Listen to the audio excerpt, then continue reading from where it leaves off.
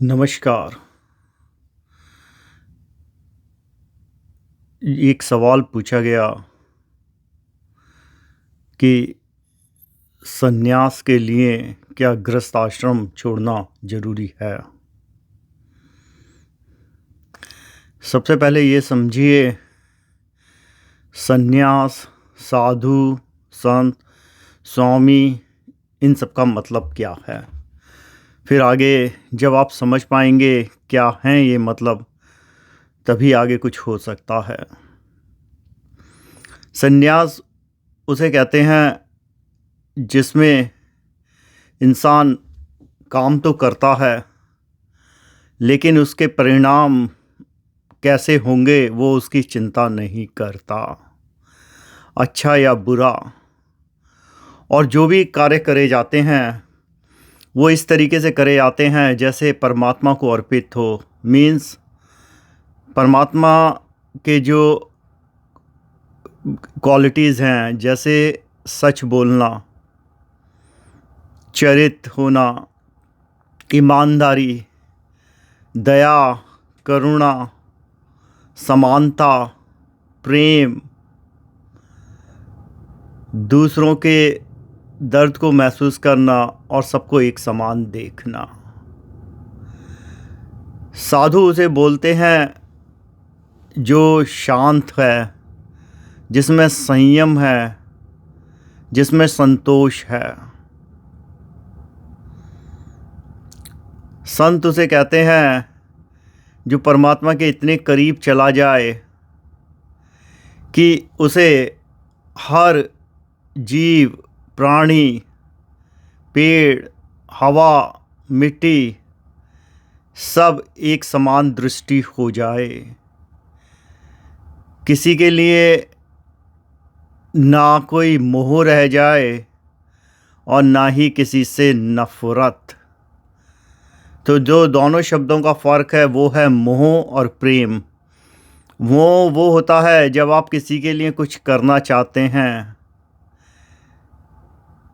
इसे ये बोला जा सकता है फेवर करना। और प्रेम वो है जो बहता है, जैसे गुलाब में खुशबू है, वो प्रेम है क्योंकि वो बहती है। और स्वामी उसे कहते हैं जिसने अपनी इंद्रियों को विजय कर लिया, स्वयं को जीता हो।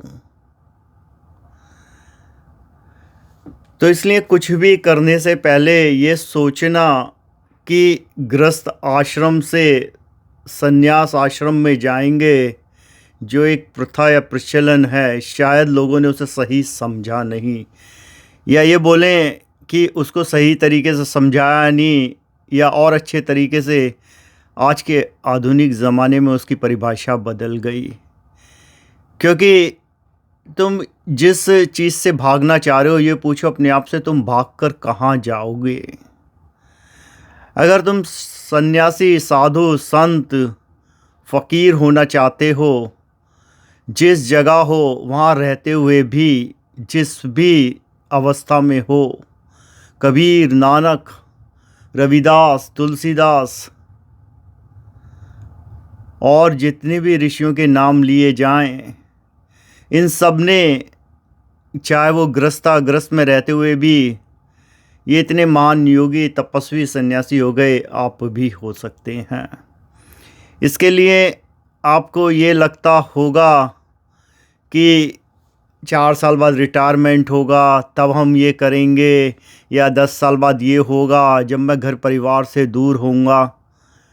तो ये आपका भ्रम है, और माफ़ी चाहूँगा अगर वो भ्रम तोड़ा हो। क्योंकि जो ये सन्यास है, जो ये संत है, जो साधु है, उसके लिए ना तो कुछ छोड़ने की ज़रूरत है, ना कुछ पकड़ने की ज़रूरत है। शब्दों पे ध्यान दें, ना कुछ छोड़ा ना पकड़ा। आपके कर्म ऐसे होने शुरू हो जाते हैं, आपके अंदर से प्रेम बहता है, आपके अंदर से दया, करुणा, समानता, ये सब ऐसे बहती है, संतोष हो जाता है। ना किसी के लिए देखकर कोई ईर्ष्या है, ना ये कि मैंने ये छोड़ा, ये त्यागा, ये सब बचकानी हरकतें हो जाती हैं। और आप जब देखते हैं आपका एक हर कर्म, हर एक सांस संतोष की, संन्यास की हो जाती है। आप अगर अपने काम पे भी जाते हैं, साधु का मतलब है किसी के काम का क्रेडिट लिया नहीं, और जो भी लोगों की मदद कर सकते थे वो करी। इतना ही कहूँगा, बाकी आपकी यात्रा होगी। ओम नमः शिवाय।